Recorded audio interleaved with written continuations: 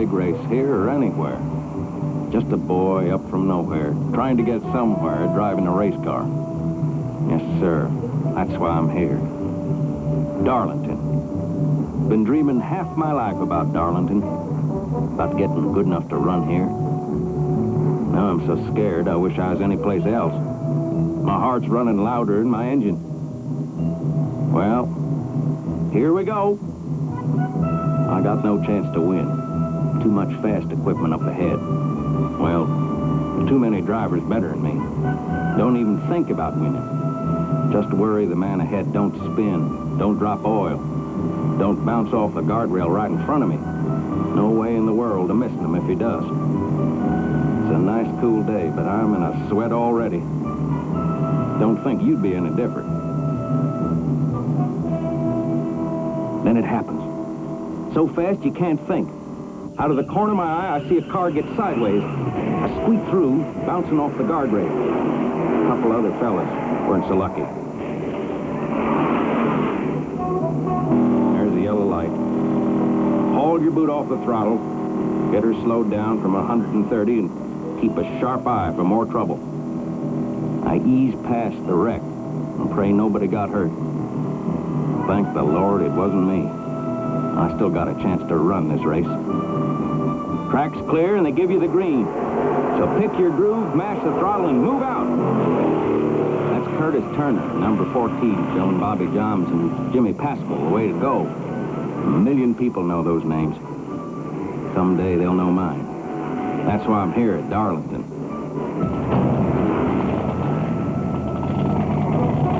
Don't you worry about us.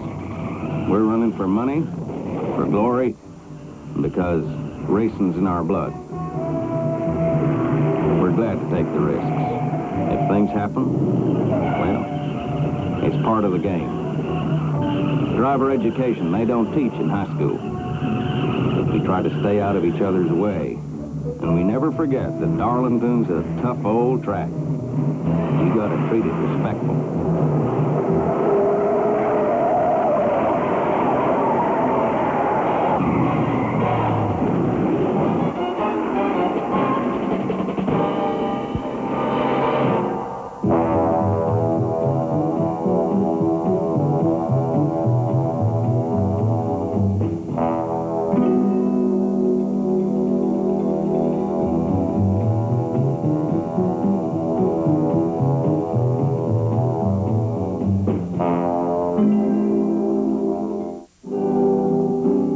Yellowtail. That's what they call us rookies. Don't mean we're scared. Just a warning to everybody that we're 130-mile-an-hour student drivers. Back home, we're top dog on quarter-mile and half-mile dirt tracks. Darlington's different. Big league. I'm going against 43 of the best racing cars I ever saw. Sharpest drivers and mechanics in the business are going after that $100,000 in prize money. The old-timers say, I'd rather run anywhere else, but I'd rather win Darlington. They claim it's the toughest track on the NASCAR circuit. The trick is to learn your way around without tearing up the equipment. Looks right easy, don't it? That's the way this track has it fooling you. Notice how tight we got to run against the guardrail in number 3 corner.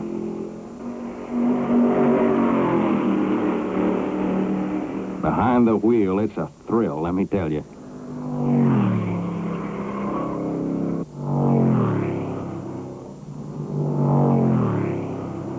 Of course, the track's not the only worry. If a driver like Junior Johnson's behind you, you just naturally ease over.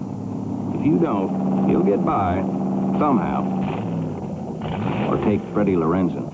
Won more than $250,000 by racing. I never won but a couple of hundred back home. I got to think he can beat me.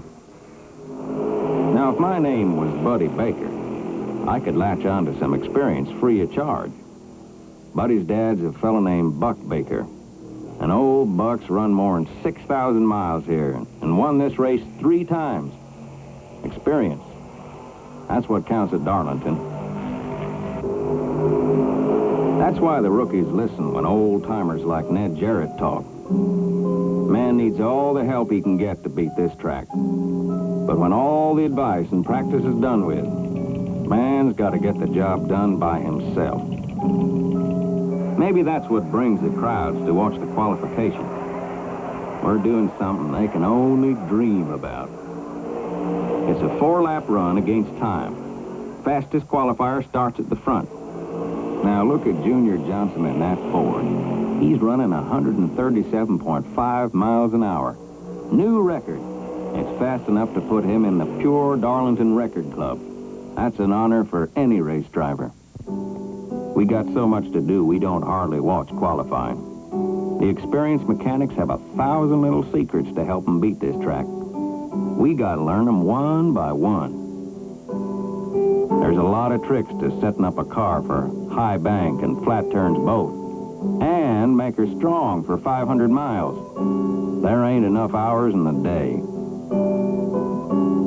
Wish I was relaxed as Junior Johnson and Herb Nabb, his mechanic. Well, the hare don't always beat the tortoise. This is it. Race day. Just about now, you wonder if you can hold down your breakfast. Start near the back, like me. You don't hope to win.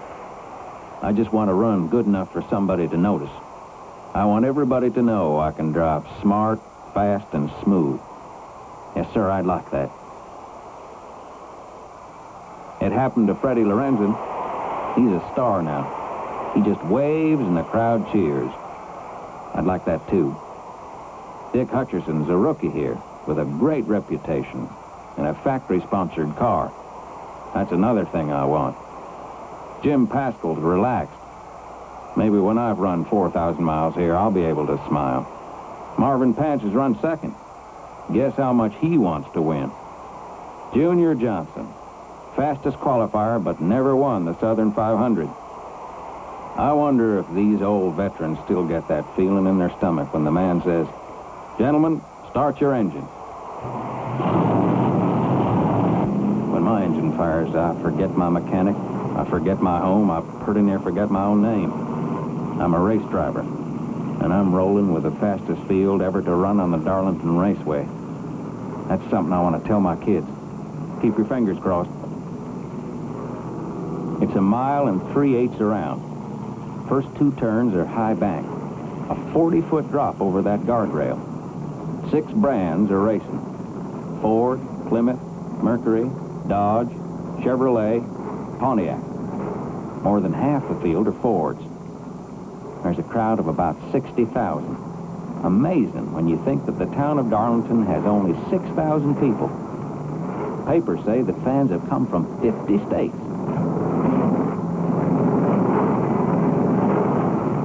Off the back stretch into the 3rd turn. Flat. Tricky. To go fast through here, you've got to wipe the paint off the right side of your car and leave it on the guardrail. They call it the Darlington Stripe. I'll be running faster than ever in my life. Scares you to think. Turn 4. The pace car scoots out of our way. If our lineup looks good, the starter will give us the green. There it is. Here we go. A nice, clean start. Junior Johnson shows us the way through the first turn. Freddie Lorenzen drops behind him. The rest of us just trying to stay out of trouble. It's a 3-car race. Johnson, Lorenzen, Marvin Payne.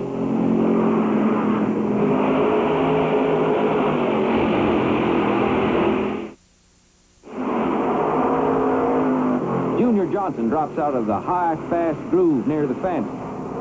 It looks like he's heading for the pits. Freddie Lorenzen takes charge.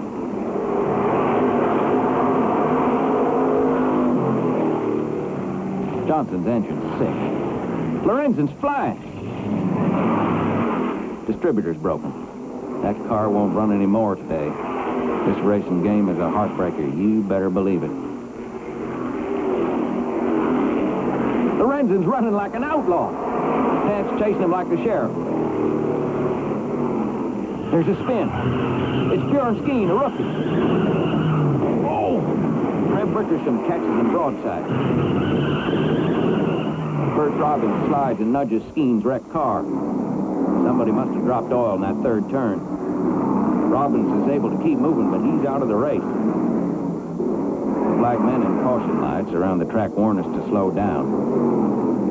Reb Wickersham walked out of that car with a few scratches, but Bjorn Skeen was pinned inside and cut free by the rescue squad. He's been rushed to the hospital. When the track is clear, the safety car heads for the pit, and Fred Lorenzen puts his foot down.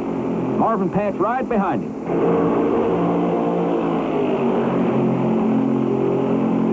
Darrell Derringer holds down third spot. Earl Balmer, his teammate, is fourth. Darrell Derringer, driving a Mercury, moves up to challenge Patch's second place Ford. Patch's crew doesn't like the look of it.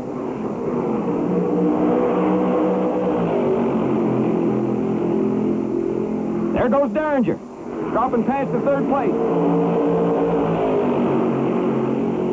Derringer wants to lead. He's moving up on Fred Lorenzen.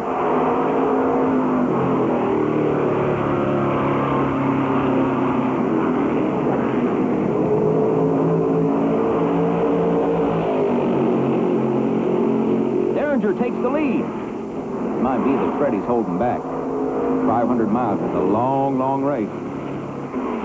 Patch is in trouble. He's losing power. Looks like his engine's gone. Hold her, Marvin!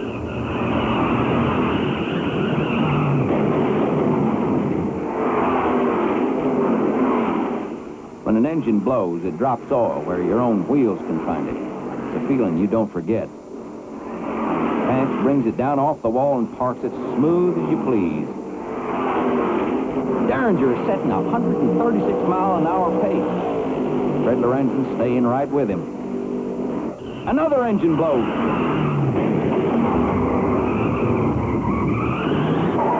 Junior Spencer bends a little fence, but that guardrail keeps him inside the ballpark. Spencer will win about $500 today, but a new engine costs thousands. That's racing. While the oil is cleaned off the track, most of the leaders pit for fuel and tires. We lose the least time pitting under the yellow. A good crew can give you 20 gallons of gas, a couple of new tires, and a pat on the back in less than 40 seconds. Don't think your crew goes to sleep when you pull out. They're busy checking tire wear to figure out how many stops you'll need and how the chassis is handling. Buck and Buddy Baker are both in trouble. Buddy's car, number 87 Chevy, is finished, and Buck's Plymouth is overheating.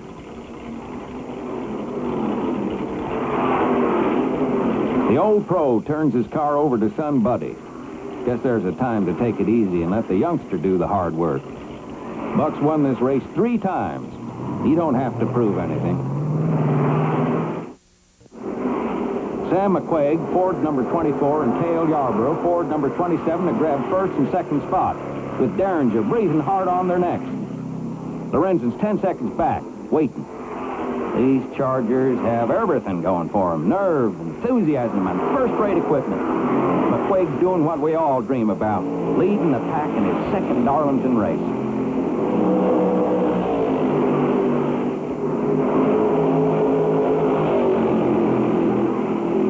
Yarborough's trying to pass. They're in deep trouble.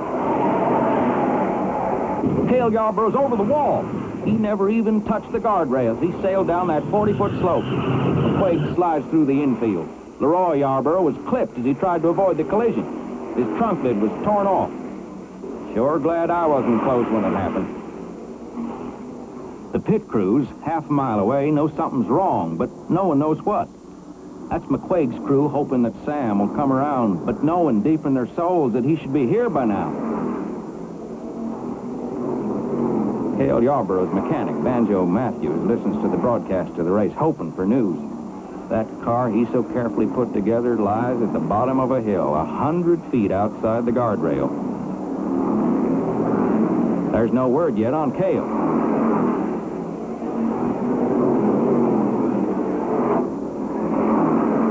The announcer has him in sight. Cale's okay. The news goes on the pit board for the rest of us. Mighty good to know. Leroy Roy Yarborough, no relation to Cale, parks it. Too battered to race.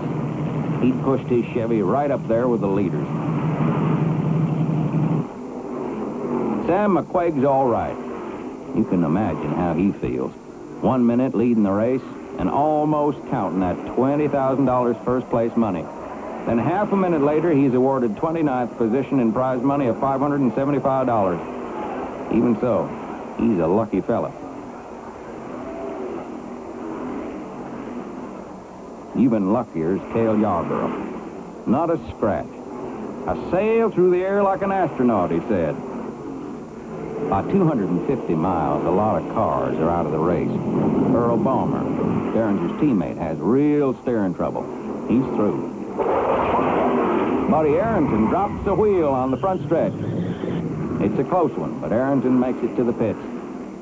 Gets a new tire and goes back into the race. Dick Hutcherson tangles with a wall and another car. Hutcherson ran with the leaders until slowed by this pit stop. Jim Paschal's Chevy leads for a while before his hopes go up in the smoke of an overheated engine. Paschal's been trying to beat this track for 16 years. He hasn't done it yet.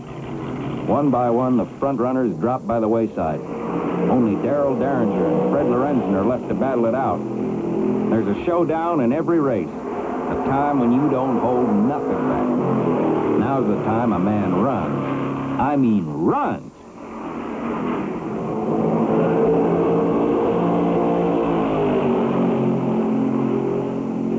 They're turning laps at 138 miles an hour, faster than the track record.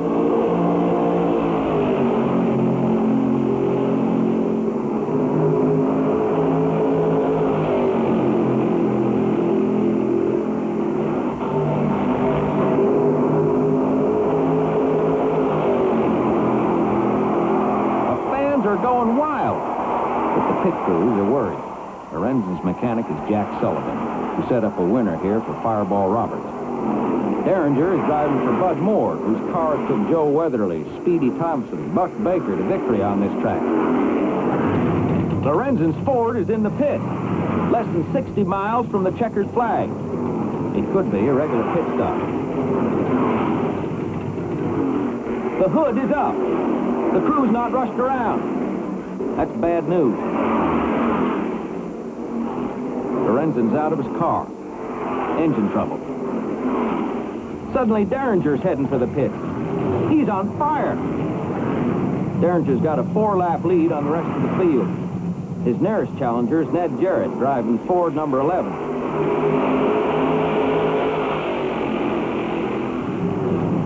Derringer's in trouble. The grease seal on the rear axle's given way. But with less than 60 miles to go, Derringer's going to try to run for it.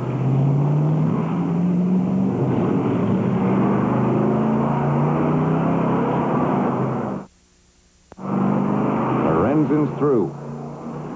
He won the Rebel 300, and he's won just about everything else in racing. But he's never won the Southern 500. I thought I had it in the bag this time, he said. Jarrett's car, now second, is running hot. Jarrett's reduced speed trying to cool the engine. He's still fast enough to take most of us. But is he fast enough to catch Derringer? Only 16 of the 44 starters are still running. Derringer is trying to run without using his brakes. When he does brake, the heat of the hot brake drum ignites the grease leaking out of the rear axle. Watch it! Can't handle that first turn without brakes. If you want to try, you're welcome to it. That axle's hot. Buddy Baker, driving his dad's Plymouth, makes a last-minute pit stop. He's pushed that car into third place, even though he scraped the wall doing it. But 25-year-old Buddy's done a terrific job of driving. Old Buck's mighty pleased. Derringer gives up. He pulls off the track less than 20 miles from the finish line. With Derringer out, Jarrett's car owner, Bondi Long, gives his driver the high sign. Jarrett eases off, lets the tail enders pass. It's the first chance we've had all afternoon to pass a leader. Feels right good. The last lap. Jarrett's got second place Buddy Baker for company. But Baker's too many laps behind to worry about. There's Ned Jarrett taking the checkered flag in the 16th Southern 500. Let me tell you something. One of these days, I'm going to make my crew as happy as that. With Johnny Reb perched on the hood, Ned Jarrett in Ford number 11 eases into the winner's circle. This is Jarrett's first victory on this track, although he's finished in the top 10 in 4 previous races. Jarrett's part of the $100,000 Darlington purse is more than $22,000, which he shares with his mechanic and car owner. Ned's average speed was 115 miles an hour in a race slowed by caution flags. This victory will give Ned Jarrett enough points to make him NASCAR's national champion. His toughest competitor for those NASCAR honors has been Dick Hutcherson, who was awarded the Fireball Roberts Memorial Trophy as Darlington's Rookie of the Year. Every race driver wants to stand on the roof of his car and show his wife and the rest of the world how he feels about himself. Down at your feet, they're piling up trophies and people are handing you checks. Half an hour ago, nobody knew you were in the race, except maybe your mechanics who were praying for you.